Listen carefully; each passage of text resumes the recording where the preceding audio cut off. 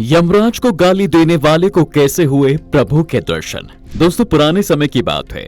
एक बूढ़े आदमी ने अपने जीवन से तंग आकर यमराज को हरामजादा गाली दे दी। तभी कुछ ही देर में उसकी मृत्यु हो जाती है। उसके बाद यमराज के दूत तुरंत आए और उसे अपने साथ लेकर चले गए। फिर जब उसे बूढ़े आदमी के कर्मों का हिसाब किताब किया गया तो पता चला कि उसने अपने पूरे जीवन में कोई भी पुण्य का काम तो नहीं किया है। यमराज ने जब दूतों से पूछा कि बताओ, इस व्यक्ति ने अपने जीवन में कितने पुण्य और कितने पाप किए हैं, तब दूत बोले, महाराज, इसने अपने पूरे जीवन में सिर्फ पाप कर्म ही किए हैं, पुण्य कर्म तो कभी किया ही नहीं है। इसे तो नाली का कीड़ा बनना होगा, इसे नर्क में जगह मिलनी चाहिए। लेकिन महाराज, इसने अपने मरने के तुरंत पहले एक ऐसा पुण्य कर्म किया है जिसे जानकर हम सब भी हैरान हैं। यमराज बोले कि ऐसा कौन सा पुण्य कर्म किया है इस बूढ़े ने। महाराज, इसने मरने से पहले भगवान राम का नाम लिया है। यह बात सुनकर यमराज जी को भी हैरानी हुई। तब यमदेव ने कहा, ध्यान से देखो, राम ही बोला था ना। तुरंत एक दूत ने कहा, राम तो नहीं कहा, लेकिन इसने आपको हराम ज्यादा गाली दी थी और इस गाली में राम का नाम भी जुड़ा है। यमराज बोले, बात तो सही कह रहे हो, राम नाम तो जुड़ा है इस गाली में। अगर आगे से हा और पीछे से ज्यादा को हटा दिया जाए तो राम शब्द ही बचेगा। इस तरह उस बूढ़े आदमी ने डायरेक्ट राम तो नहीं बोला, लेकिन इनडायरेक्ट राम का नाम लिया। पर एक बार ही राम का नाम लिया था, इसलिए यमराज भी सोच में पड़ गए कि इस पुण्य कर्म के लिए उस बूढ़े आदमी को फल क्या दिया जाए। और यमराज तो हिसाब किताब में कोई हेर फेर भी नहीं कर सकते थे, ना ही उनका हिसाब किताब कभी गलत होता था। ऐसे में वो सोच में पड़ जाते हैं और जब बहुत सोचने के बाद भी उन्हें इस समस्या का कोई हल नहीं मिला तो अंत में वे अपने दूत और उस बूढ़े व्यक्ति के साथ भगवान भोलेनाथ के पास पहुंच जाते हैं।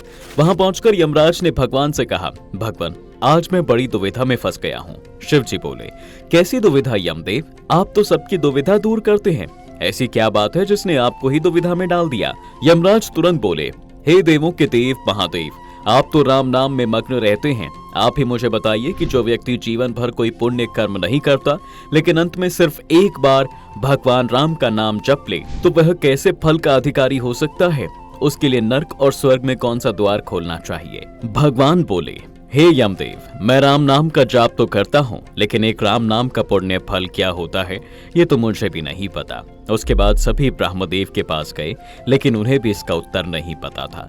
अब क्योंकि शंकर जी और ब्रह्मदेव को भी इसका उत्तर जानना था, इसलिए वो सभी को साथ लेकर प्रभु राम के पास जाने लगे। जब यमराज ने पूछा कि आप हम सबको कहाँ लेकर जा रहे हैं, तो उन्होंने कहा कि आपके सवाल का उत्तर पता करने के लिए हम उनके पास जा रहे हैं जिनके नाम से ये सवाल जुड़ा है। हाँ यमदेव, आप सही सोच रहे हैं, हम प्रभु राम के पास ही जा रहे हैं। अब वही सवाल का उत्तर देकर हम सबकी दुविधा को दूर कर सकते हैं। तो यमराज के दूत तुरंत बोले, सही कहा आपने महादेव। दोस्तों, आपको तो पता ही है कि भगवान विष्णु के ही अवतार हैं प्रभु श्री राम। ऐसे में कुछ ही देर में जब सभी भगवान विष्णु के पास पहुंच गए तो उस दौरान भगवान विष्णु, यमदेव व उनके दूत भगवान शिव, ब्रह्मा जी और बूढ़े आदमी की तरफ देखते हुए चौंक कर बोले, आप सब यहाँ किस उद्देश्य से पधारे हैं? महादेव और ब्रह्मा जी आए हैं तो जरूर कोई बड़ी बात होगी। और ये बुजुर्ग व्यक्ति कौन है? तभी यमदेव बोले, प्रभु, हम एक दुविधा में फंसे हुए हैं।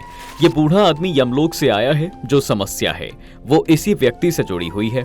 अब आप ही बताइए कि जिसने अपने पूरे जीवन में कोई पुण्य कर्म ना किया हो लेकिन मरते समय सिर्फ एक बार राम नाम लिया हो, उसके साथ क्या करना चाहिए?